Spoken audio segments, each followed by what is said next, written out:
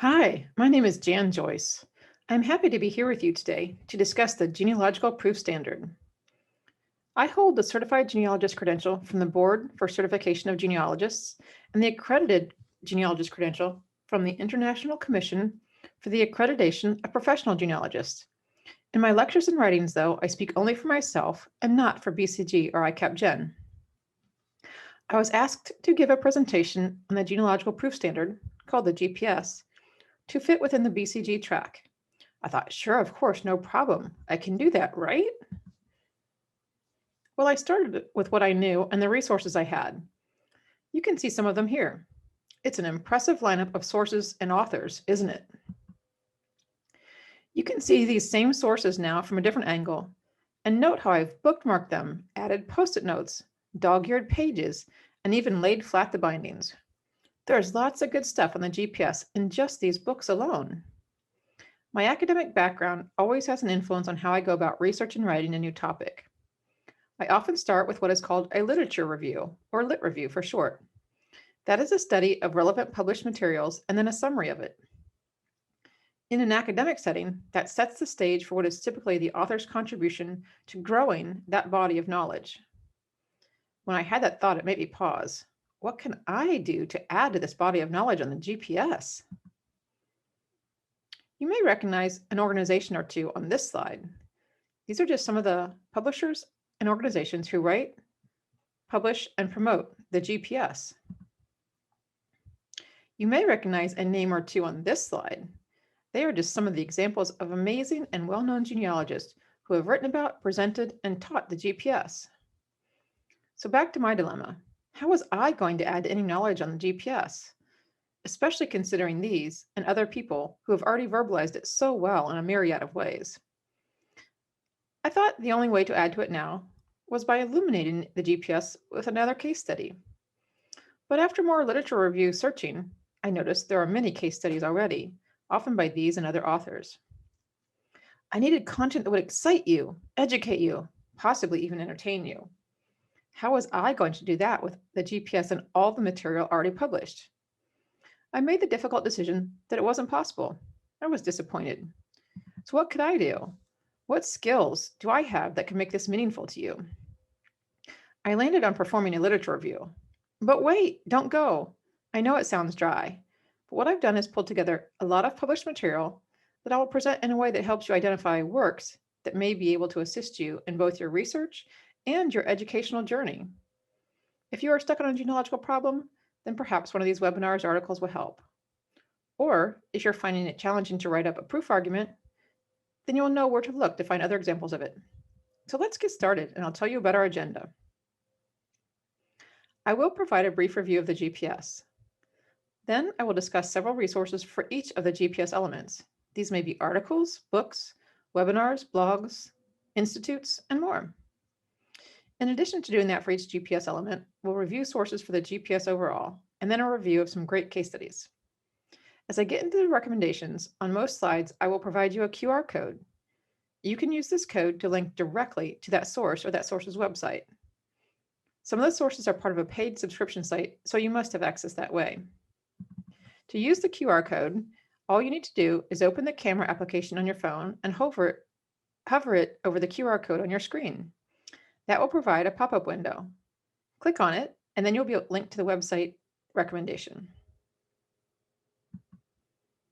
You may be wondering why I titled this presentation, The GPS, a Journey, Not a Destination. It's because I think our knowledge and practice of the GPS grows and evolves over time. It is not that we just learn it once and then immediately perfectly implement it, at least not for me. Even putting this presentation together for you, I learned so much from others who have discussed it, each in their own ways. Everyone can benefit from the resources in this presentation. I dare say that most of us have not watched, read, or engaged in all of them. Let me review the 5 elements of the GPS. The first element of the GPS is reasonably exhaustive research. The second is complete and accurate citations. The third is tests of analysis and correlation. The fourth is a resolution of any conflict. And the fifth is a written conclusion. You have these memorized, right? Well, when I first started out, I didn't. You're probably ahead of me there. I don't have one of those amazing memories, photographic or not even close. I was that kid in junior high and high school who had to memorize so many things by using catchy acronyms or jingles. Something like 30 days have September, April, June, and November, for which months had 30 days instead of 31. Do you remember PEMDAS for the order of operations in math? Parentheses, exponents, multiplication, division, addition, subtraction. PEMDAS. Or like learning the keys on the piano. Every good boy does fine for the EGBDF scale. Several years ago, when I was learning about the GPS, I made my own acronym. Maybe you have too, but you don't have to admit it. Hey, at least I didn't make a jingle, but I do invite someone out there to create one and share it with the genealogy world. I picked out the main word in each of the 5 elements. For reasonably exhaustive research, I used RER. I used a C for complete and accurate citations, the A for the tests of analysis and correlation, the R for resolution of conflict, and the C for the written conclusion. There it is, Rorschach. May not be pretty or easy to pronounce, but it has stuck with me over the past several years. I will briefly define each of the 5 elements, the first being reasonably exhaustive research. These are all defined, more expertly, of course, in the Genealogy Standards Manual. This element may be the one that scares genealogists the most. It is the one I hear more questions about for sure. The questions include, how do you measure what is reasonable? And can exhaustive actually be achieved? And more. The best way to think about this is that there's a strong emphasis on original and not derivative records, and that we have gathered or attempted to gather all evidence which might answer the research question that was based on identity, a relationship, an event, or a situation. Now we'll jump into 3 of the resources I recommend for learning more about reasonably exhaustive research. For each of the references I mentioned, they are fully cited in your handout, so you can find them and access them. And remember that each reference here has that QR code in the bottom right corner. Just use your phone's camera, turn it on. You don't need to take a photo, and just focus it over the QR code. We'll then provide a pop-up and a link for you to tap on that resource.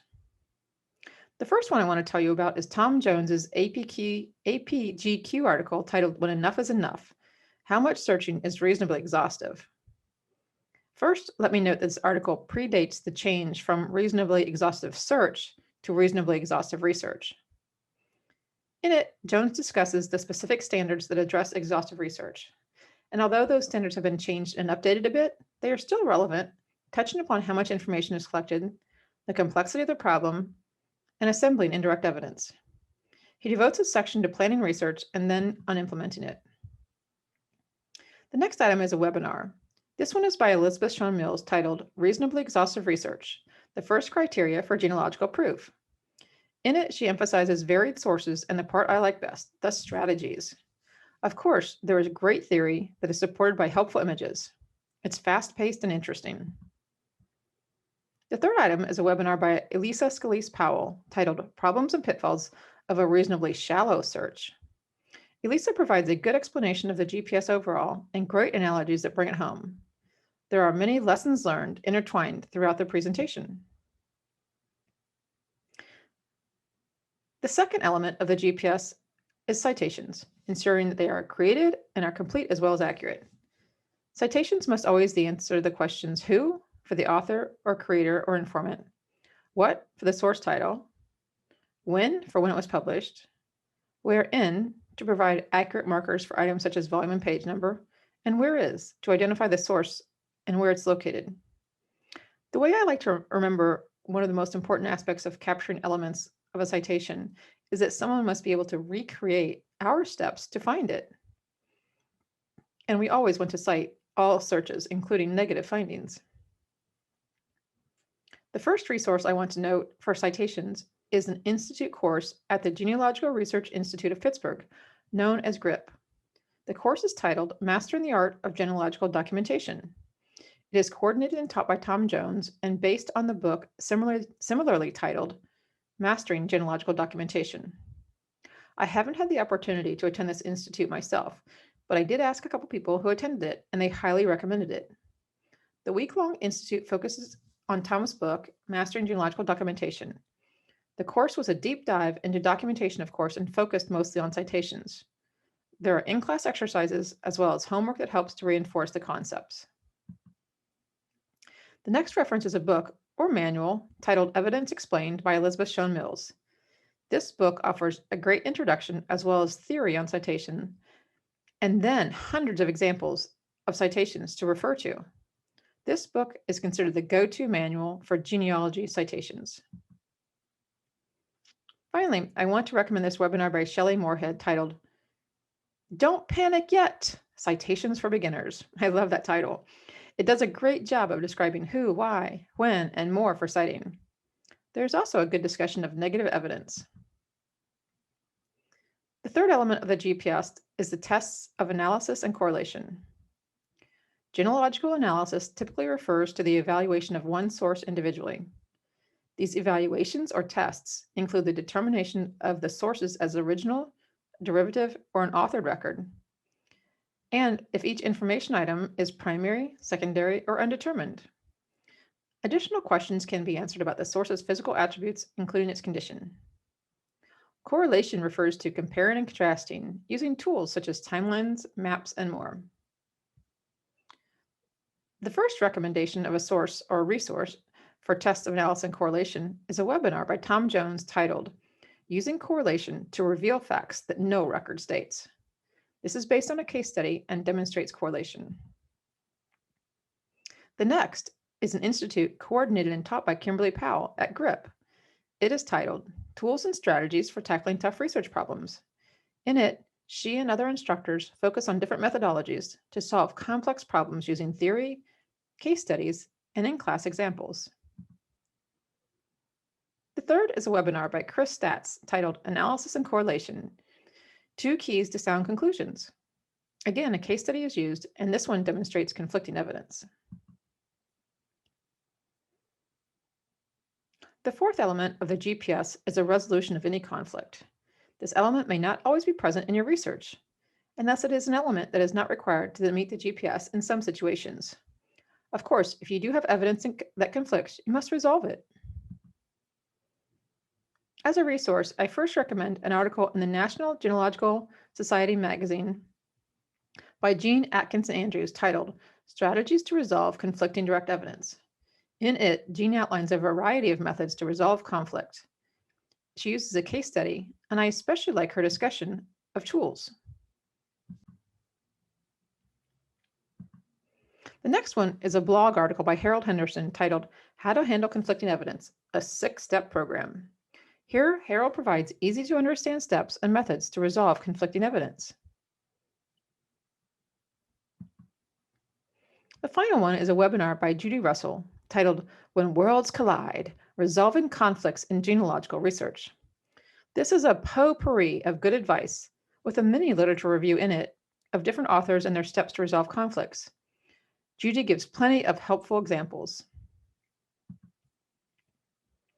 We're at the fifth and final element of the GPS, the written conclusion. It must be based on reason, written well, and using the strongest available evidence. Writing can often be difficult for many of us, right? I hope these resources can help. The first one is a magazine article in the Association of Professional Genealogists Quarterly and includes a discussion of DNA conclusions and dangers by Blaine Bettinger. It is titled Evaluating a Genetic Genealogy Proof Argument. It also includes a good overview of proof arguments in general. The second is a webinar by Warren Bittner titled Proof Arguments, How to Write Them and Why They Matter. Bittner explains the GPS well and then takes a deeper dive into the written conclusion, including a why and how aspect. The third reference is a short post on the Board for Certification website titled It's Not That Hard to Write Proof Arguments by Barbara Vines Little. She defines the different categories of writing proof and gives an example as well. We just covered 3 recommended resources for each of the 5 GPS elements. I also have some general recommendations of resources for the GPS overall, not by individual elements. And these are my top picks.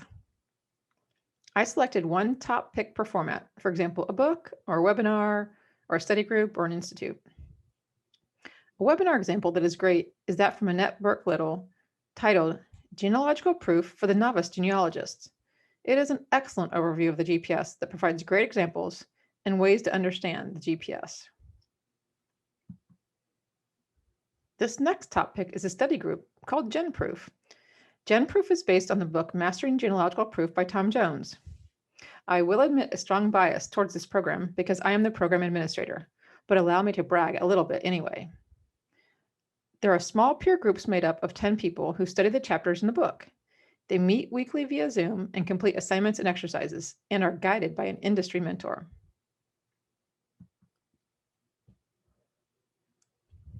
Here is a top pick in the journal National Genealogical Society Quarterly. This article is by Kay Haviland Frelich titled, Was She Really Alice Fling? Writing a Wrong Identity. Each genealogist really must have the Genealogy Standards Manual at their fingertips. Genealogy Standards as well, it is the GPS. This small but mighty book provides the definition of the GPS as well as each of the standards that we measure our work by. And my favorite and most dog-eared page resource is Mastering Genealogical Proof by Tom Jones. This book sits within reach of my desk and I refer to it often. It truly is for all levels of genealogical experience, from beginner to intermediate to advanced. If there is one resource out of all that I'm telling you about today that you can't do without, this is the one. Let me end with a simple example of applying the GPS. My father's name is on my birth certificate. You can see a segment of it here. He and my mother raised me. I even look like him. Our DNA shows a parent and child match. Have I proved that I am his child? No, because this needs to be documented, including citations. If there's any conflicting evidence, it must be resolved. Now, the only conflicting evidence I can think of is that my brothers like to disown me sometimes, but I'm sure they're joking. Of course, then it all needs to be written up, or else I have not met the Genealogical Proof Standard.